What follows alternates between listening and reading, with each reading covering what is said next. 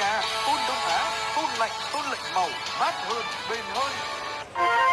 Chào mừng tháng 3, hãy cùng HTV Plus tham gia chương trình Giữ môi trường xanh. Ngọc Trời thương tặng nhiều sản phẩm Việt chất lượng giảm giá lên đến 50%, cùng gian hàng quà tặng chào mừng 8 tháng